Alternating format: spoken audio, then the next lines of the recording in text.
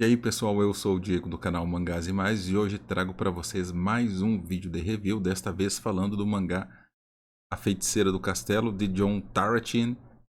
Apesar do nome, é uma mangaka quem produziu esta obra. Foi lançada no Japão entre os anos de 2019 a 2021 em 4 volumes. É classificada como um shoujo, ou seja, é voltado para o público adulto feminino. Entretanto, como eu sempre digo aqui, isso não impede que outras pessoas façam a leitura da obra e se identifiquem com ela. Bom, como eu mostrei, esta aqui é a edição brasileira da obra, também compilado em 4 volumes aqui no Brasil pela editora Mitos, e todos esses volumes foram lançados durante o primeiro semestre de 2023. Bom, nós temos aqui uma capa cartão normal, o miolo é em papel offset, e nós temos pouca transparência aqui também, tá? O formatinho é 14 centímetros e meio por 21 centímetros.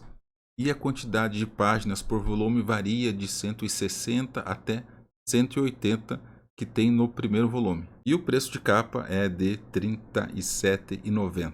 E antes de eu dar a minha opinião sobre os personagens, a arte, a história e se eu recomendo ou não a aquisição e leitura desta obra, eu convido vocês a participarem do nosso grupo de WhatsApp. Tem o link aqui na descrição desse vídeo, assim como também tem o link de afiliado na Amazon. Então, se você quer ajudar o canal de alguma forma a continuarmos na produção de conteúdo, você não gasta nada mais por isso, né? Além daquilo que você já gastaria ao fazer as suas aquisições. Bom, para começar, um breve resumo sobre a história, sobre os volumes deste mangá. Eu fiz, na verdade, um vídeo, né, sobre as primeiras impressões relacionadas, obviamente, ao volume 1.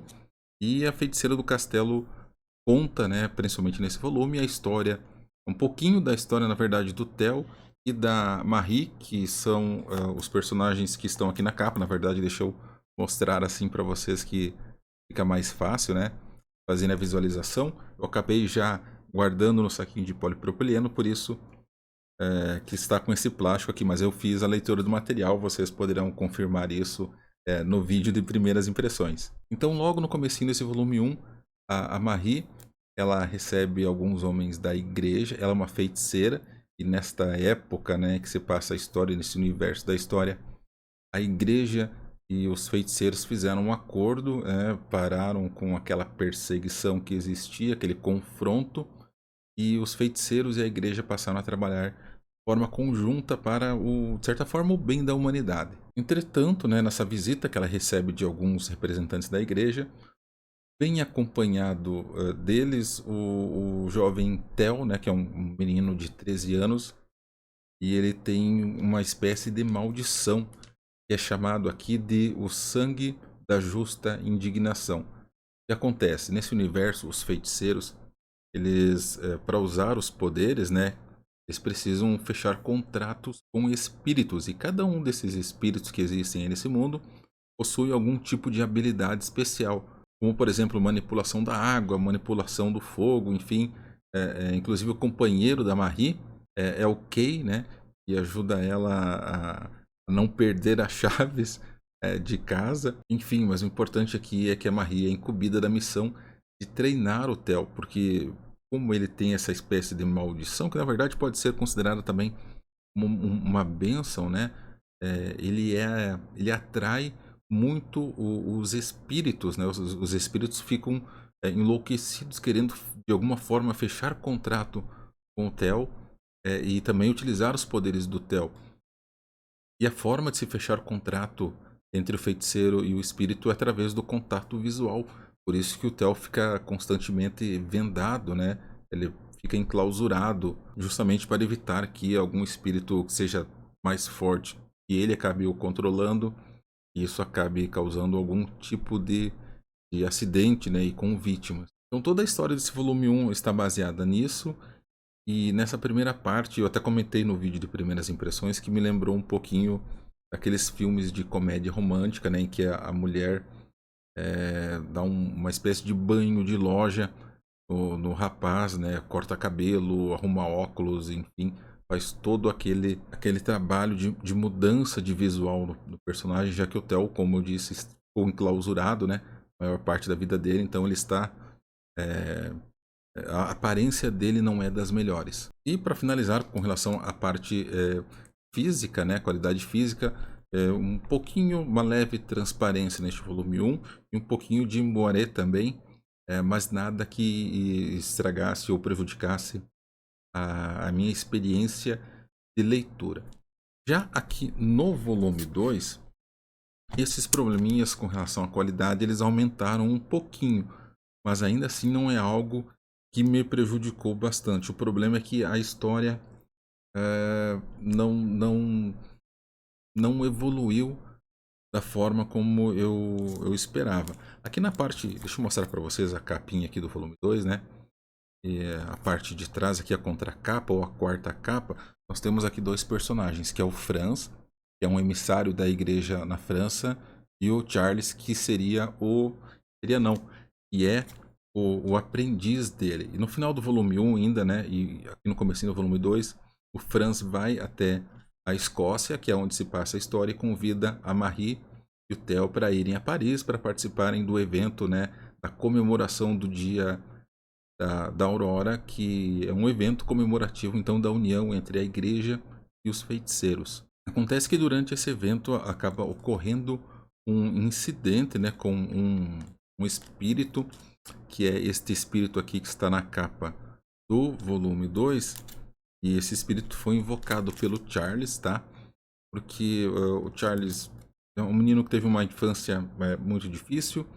Imagine, você nasce como feiticeiro, né, e as pessoas ali têm um preconceito, têm um medo do desconhecido. Então os próprios pais abandonaram esse garoto, e ele de certa forma ficou com receio de ser novamente dispensado, né, abandonado, já que durante aquela festa, aqueles dias que antecediam a festa, o hotel era o grande centro das atenções. Então ele ficou bastante preocupado com relação a isso. E aqui nesse volume 2 nós também temos o primeiro contrato que o Theo consegue fechar com um espírito. É um contrato um tanto quanto arriscado, porque ele escolheu para ser o companheiro dele um espírito mais forte, digamos assim. Normalmente os feiticeiros não fazem essa escolha. E no finalzinho, mais para o finalzinho do volume, o Theo é enviado para uma escola de educação básica. Porque apesar de estudar junto a Marie, né, a questão dos feitiços, ele também precisa, obviamente, ter a educação básica, né, comum a todos nós. Porém, um ponto talvez negativo aqui é que o relacionamento entre a Marie e o Theo começou a andar para algo no sentido de um romance, né, de um envolvimento emocional entre eles, além daquele envolvimento entre aprendiz e mentora. Agora, se isso de fato ocorre até o final e o desenrolar desta parte aqui, eu vou deixar para vocês descobrirem quando fazer a leitura, justamente para não dar nenhum tipo de spoiler com relação à situação. E isso me incomodou porque na história o garoto tem 13 anos. Eu sei que é uma obra, é uma ficção, mas ainda assim preciso ser honesto, isso foi algo que acabou mexendo um pouquinho comigo. Bom, nós temos também aqui o volume 3. Este volume aqui é o melhor da obra com relação ao desenvolvimento da história, e ele se passa basicamente na escola em que o Theo foi enviado para ter a educação básica, né? É uma escola exclusiva para aprendizes de feiticeiros. E o que acontece neste volume é que surgem 3 feiticeiros das trevas que, ao identificarem que a Marie está longe do seu pupilo, vem ali uma oportunidade para realizar a missão deles. Afinal, eles foram contratados para sequestrar o Theo, né? Afinal, ele é uma pessoa importante, né? Ele é um alvo em potencial para várias facções que existem aqui nesse mundo. Porém, esse trabalho, esse sequestro, ele não será tão fácil assim, porque os colegas do Theo, apesar de não terem desenvolvido ainda um relacionamento de confiança, eles sentem a empatia que é comum a todos os feiticeiros. Pelo menos nesta obra aqui existe muita empatia, melhor dizendo, entre os feiticeiros, e eles se unem então junto ao professor, que inclusive teve um relacionamento amoroso com a Marie, e isso é importante depois para o desenvolvimento da história, essa informação. Então eles se reúnem para buscar, né, uma forma de evitar que o Theo seja sequestrado. E também outro ponto que eu estava esquecendo de comentar sobre o volume 3, que a Marie acaba revelando um segredo bastante obscuro que ela tem com relação ao passado dela, envolvendo inclusive a mãe dela. Certamente a autora pretendia desenvolver melhor esse aspecto, né, esse fato apresentado aqui, mas eu imagino que talvez ela já estivesse sendo apressada, né, a partir para a finalização do mangá. Enfim, esse é um ponto que eu abordarei novamente mais para frente nesse vídeo. Bom, agora sim, por fim, o volume 4 de A Feiticeira do Castelo. Então, aqui nós temos alguns eventos misteriosos que ocorrem em Londres e a culpa recai sobre o Theo. Então ele e a Marie são convocados pela igreja de Londres para comparecerem à capital, né, e explicarem essa situação. E obviamente, por ser o volume final, eu não entrarei em maiores detalhes com relação à história, mas rola uma grande confusão aqui, porque o pessoal da França, né, da igreja francesa, também vai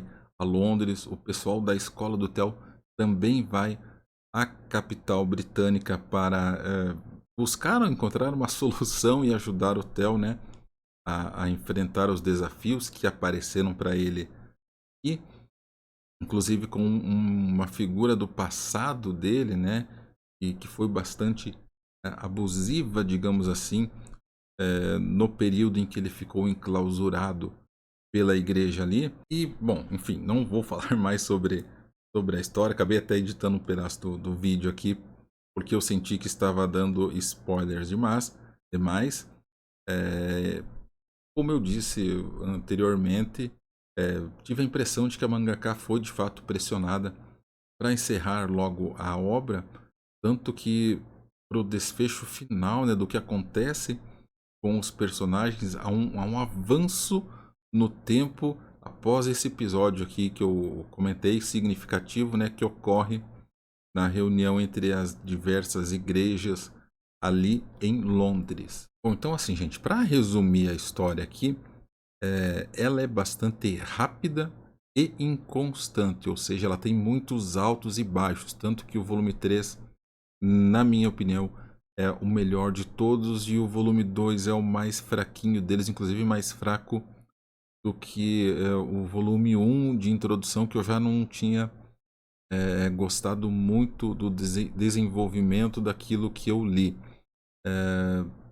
Bom, também é possível levantar aqui em A Feiticeira do Castelo a questão do medo que o ser humano tem do desconhecido, que é bastante explícito aqui, tanto que até uma parcela dos feiticeiros tem receio do Theo por ser o sangue da justa indignação. Então vocês imaginem, os feiticeiros já são temidos, né, e de certa forma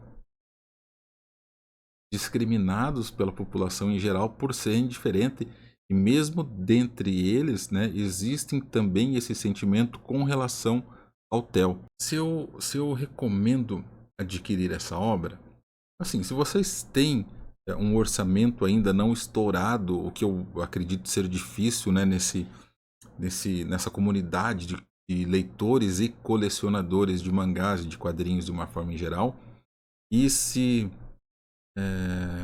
você encontrar a obra com um bom desconto, como é o caso que eu vejo constantemente na Amazon e também agora no site da Mitos, né?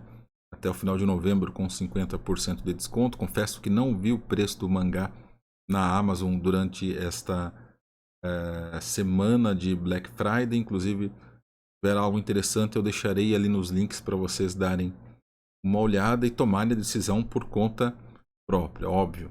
Assim, A Feiticeira do Castelo não é algo que você irá ler e mudará a sua vida em algum sentido. Eu penso que a premissa da história era interessante, mas a mangaka não conseguiu trabalhar isso de uma forma mais interessante que me prendesse à leitura, mas serve como um bom passatempo. A história como um todo não é ruim, mas ainda assim, repito, ela é bastante rápida e inconstante. E para quantificarmos então a minha opinião com relação aos personagens, à arte e à história, eu darei as notas como normalmente eu costumo fazer. E com relação à arte, eu daria uma nota 7 e tal. Os traços são bonitos, eu gostei dos desenhos, mesmo a caracterização dos cenários, né? Foi algo que dá para perceber que a mangaka, né, neste caso como ilustradora, né, não teve, quer dizer, não teve preguiça, mas na verdade ela teve bastante capricho com os traços que ela escolheu para representar a Marie e o Theo. Gostei mesmo. Com relação à história, talvez aqui eu acredito que seja o ponto fraco, né? Diante de tudo que eu já acabei discorrendo aqui no vídeo, então não farei a repetição de tudo que eu já disse, daria uma nota 5. E com relação aos personagens, uma nota 6,5. São bem construídos, tá? Claro que em alguns momentos a autora, a mangaka, precisa se utilizar de flashbacks para explicar talvez o comportamento, né, de um personagem ou de outro dentro dessa história, mas isso também é algo normal. Como média final, eu darei aqui um 6,33. Está longe de se posicionar dentre as melhores coisas que eu já li, mas também não está entre as piores, tá? Fica aí um meio termo um pouquinho mais para baixo. E eu espero que esse vídeo tenha ajudado você de alguma forma a tomar a decisão sobre se compra ou não a Feiticeira do Castelo. Eu vou ficando por aqui. Meu muito obrigado por acompanhar esse vídeo. Eu sou o Diego do canal Mangás e Mais. Até mais.